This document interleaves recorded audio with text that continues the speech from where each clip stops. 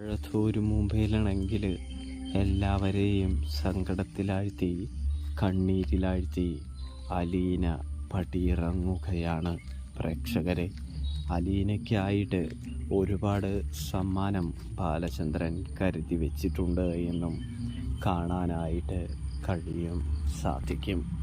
ബാലചന്ദ്രനാണെങ്കിൽ അലീനയ്ക്കായിട്ട് സ്വർണ്ണാഭരണങ്ങളും സാരിയും മറ്റുമൊക്കെ എടുത്തു വെച്ചിട്ടുണ്ട് എന്ന് കാണാനായിട്ട് സാധിക്കുന്നുണ്ട്.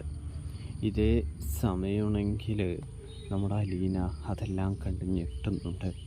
ഒടുവിൽ അതെല്ലാം അണിഞ്ഞുകൊണ്ട് അലീന കടപ്പാട്ടൂരിൻ്റെ പടി കണ്ണീരോടെ ഇറങ്ങുന്ന കാഴ്ച കാണാനായിട്ട് സാധിക്കുന്നുണ്ട്. അപ്പോൾ റിവ്യൂ ഇഷ്ടപ്പെട്ടാൽ സബ്സ്ക്രൈബ് ചെയ്യാനായിട്ട് മറക്കല്ലേ പ്രേക്ഷകരെ.